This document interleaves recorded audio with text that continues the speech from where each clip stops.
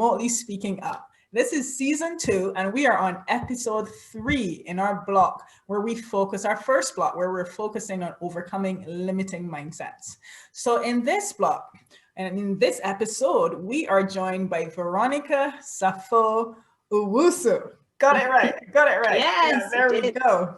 And Veronica is a deep dive mindset coach, and she's going to tell you in a little bit what that's about. She's also an online creation strategist, and she's very good at what she's done. Many people know as well that she has another well-known nickname as the Dancing Queen. If you've ever seen her content online, Veronica is very dynamic and very creative in what she does. So she's going to tell us a bit more about how we can thrive in this new digital age, but not just a digital age, a very disruptive age. So I'm going to turn it over to Veronica, to tell us a bit more about who you are. Who is Veronica? And tell us a bit about your journey to get where you are now. Yeah, so, being this deep dive mindset coach really started, about 10 years ago. And I was far from a deep diver. I think I was a surface swimmer. Oh, you definitely have to tell us a bit more. That title, that's a powerful title in itself, a deep dive mindset coach. Yes, it started around 10 years ago, and I found myself standing in front of the pawnbroker shop because 2 of our companies had gone bankrupt. You see, yes, we run this web development branding agency plus an import-export company. And, we're doing quite well over the years when finally, for some strange reason, I found myself selling my precious belongings because of this situation. And really, Rochelle, was in that very moment, that I heard that little voice, that little voice like, Veronica, what on earth are you doing? Are these the kind of choices you want to be making? Yeah. Like, what are your parents going to think about you? Oh my God. And all these things. But you see, that little voice that we hear, that whisper, she was my fearless warrior. Yeah. She was my fearless warrior, but she was caged in these illusionary bars of limiting beliefs and outdated, expired stories that were still running her life. That voice shows up right in the depths of your most challenging yes.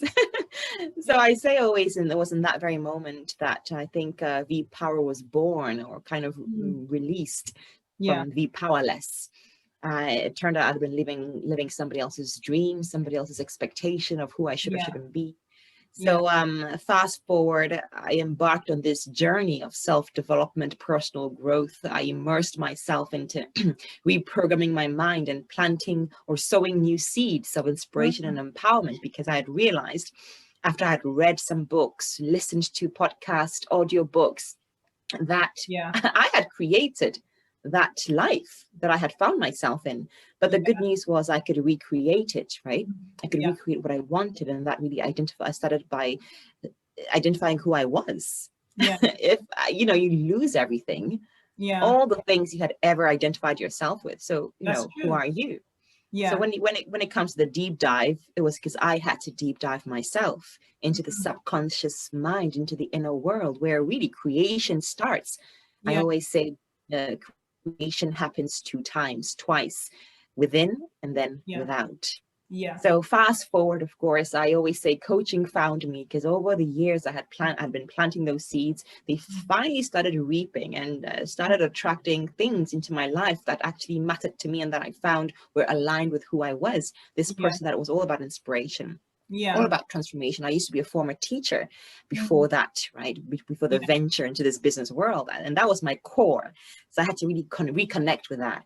And I say coaching found me. And how, when I trained to become this personal growth coach, and then we were thrown into the deep ocean to figure things out on our own, because we had the skills to be a coach, but we didn't have the skills to run a business, you see.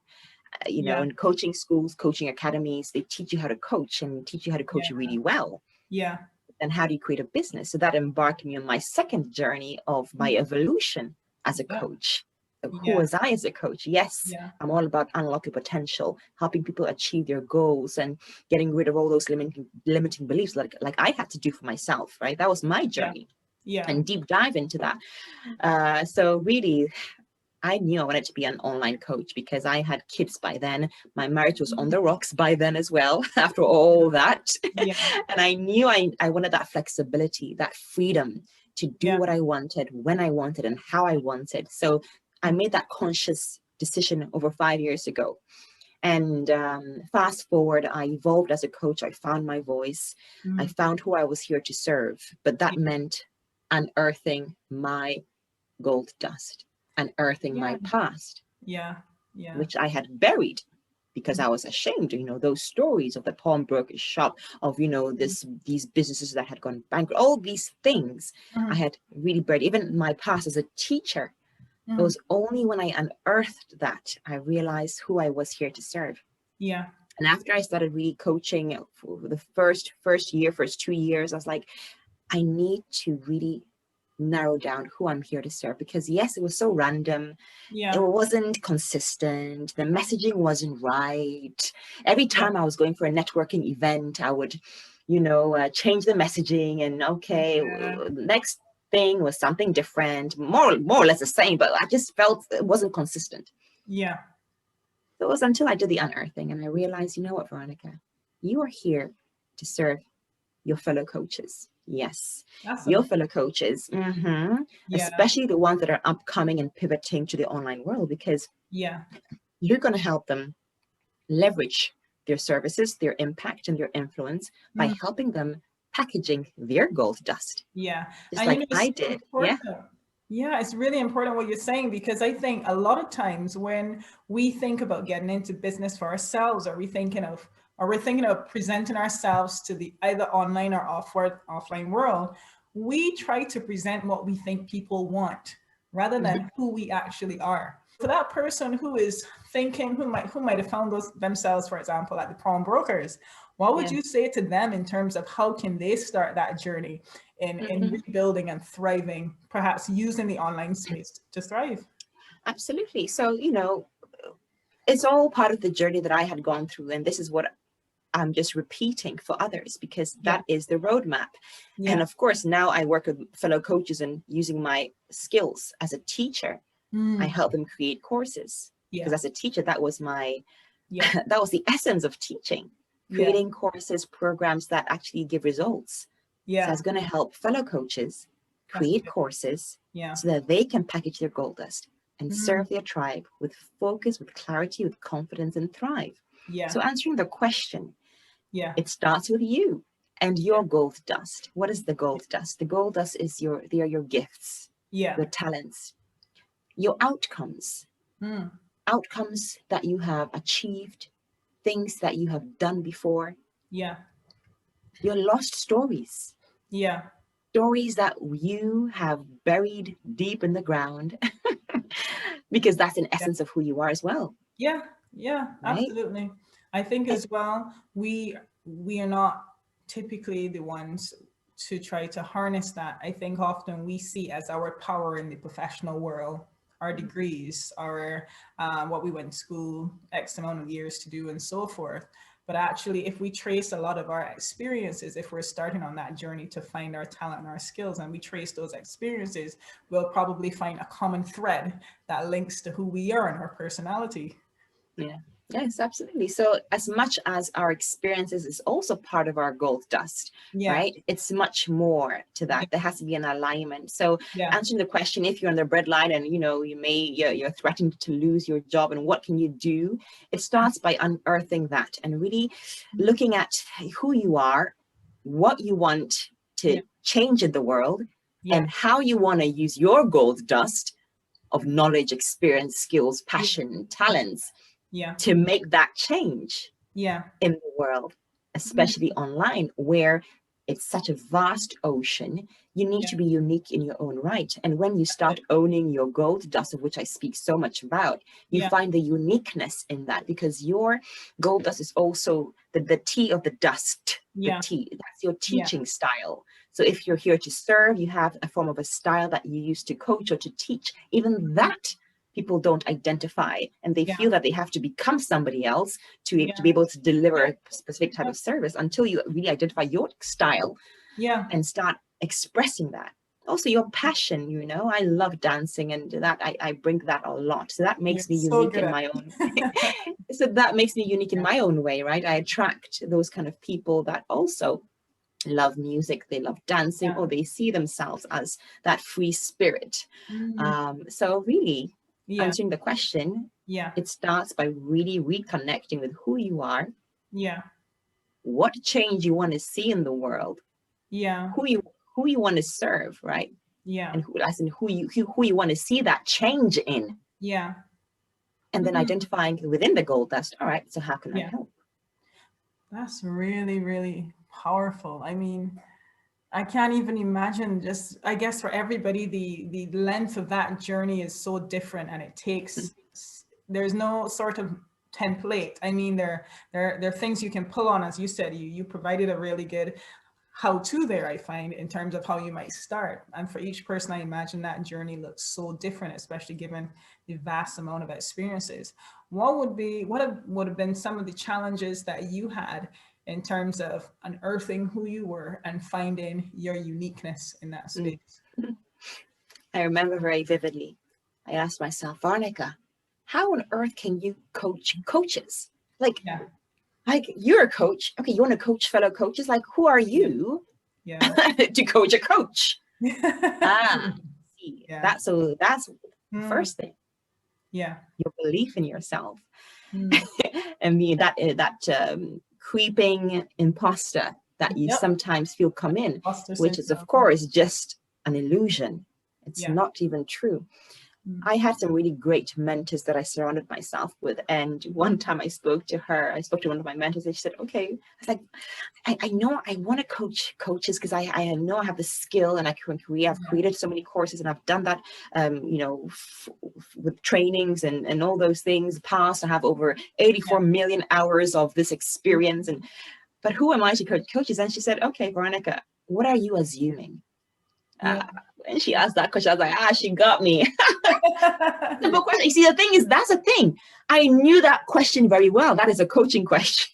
And yes, absolutely. What are you assuming? And you pause, and so I'm assuming that coaches don't need help. Oh, what a silly thing to assume. You know, you start really realizing that, gosh, that thought is just one big lie that's trying to, you know, run your life and run your decisions and cripple you and stop you and allow you to play small in many ways. So the first thing really to deal with is your belief in yourself.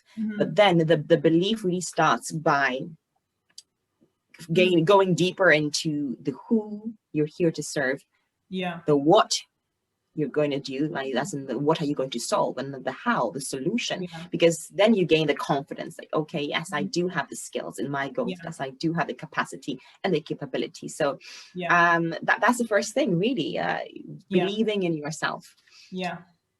And it's amazing how so many people struggle with that. It sounds simple in terms of believing in yourself. I've heard this concept described before as the sticky floor, where we're stuck on the floor, we're stuck there from doing anything and pushing forward just because of our own thoughts, our own limiting beliefs in ourselves. We're actually, you are thinking that, but your coach or your mentor probably isn't thinking, who are you to coach? Your coach and your mentor can see someone very capable. Where do you think, where do you think some of those ideas form? Because we can say it's formed in our experience, but I think a lot of it as well might be, I don't know. I think, actually, I know for a fact that that's just a byproduct. It's a byproduct. Actually, that's not even the problem. These thoughts or these kind of lack of confidence issues, that's not a problem. That's a byproduct. That is a result. That is not your problem. The chronic issue is when you dig deeper into your lack of clarity and your lack of focus. You can blame, yes, that lack of confidence on your past, limiting, you know, your childhood and all those things that had happened to you. And yes, they do have an effect, but ultimately that is just a byproduct. When you really start owning who you are, your gold dust. I keep on speaking about this, Rochelle, you know, because it's really the essence, that's the beginning of everything.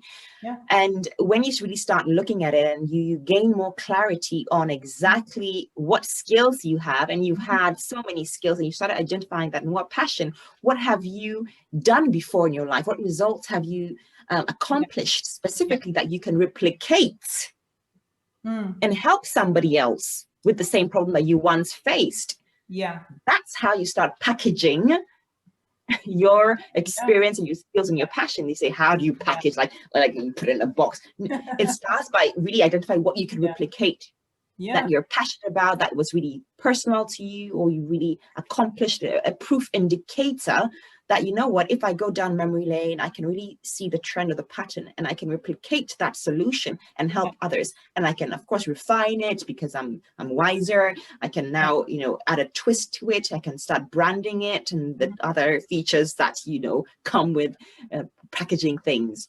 Yeah, because chances are you are not the only person that's facing that problem. And I think when we stay in our heads, we convince ourselves that, well, this is our problem. We're the only one that has this and are dealing with this. But I think actually it goes a lot wider, as you said. Yeah, absolutely. And finally, of course, working with so many coaches and consultants, like everybody has something that they need and want help with.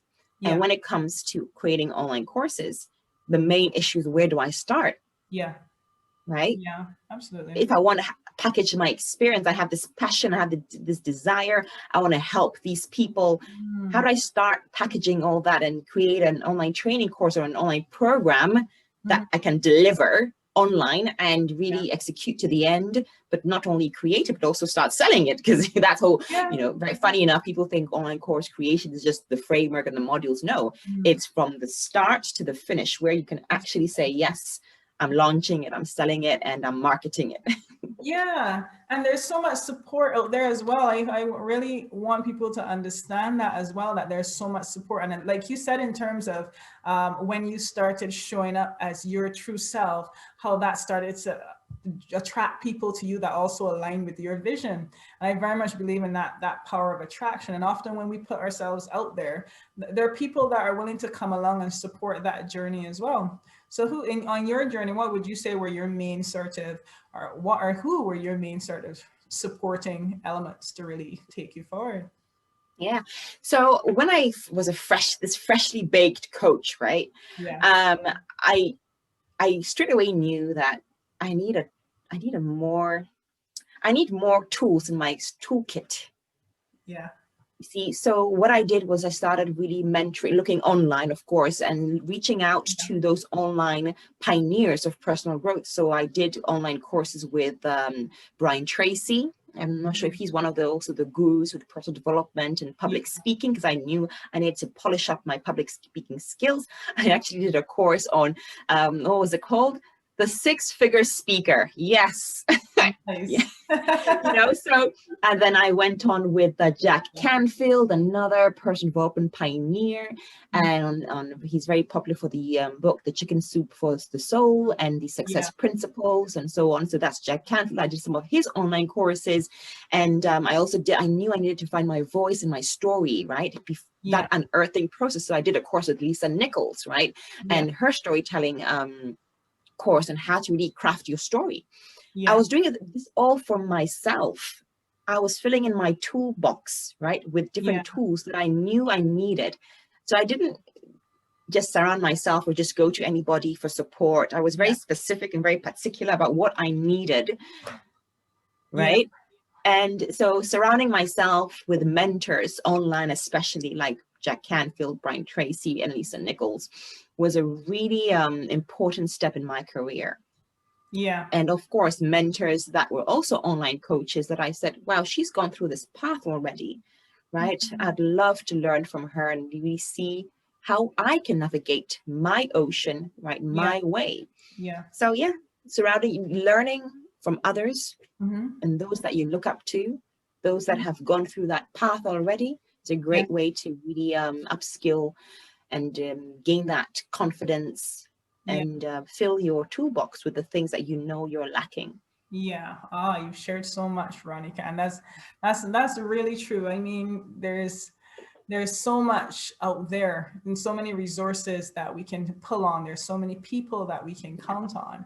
And I know for sure when I started on my journey, I had this mindset of, as I like to describe it to people, I'm going to be swimming in a sea of sharks and I got to compete with everybody. And actually I found the opposite. I found when I started to tell people about what I did, people were like, hey, I'll put you onto this person, I'll put you onto that person.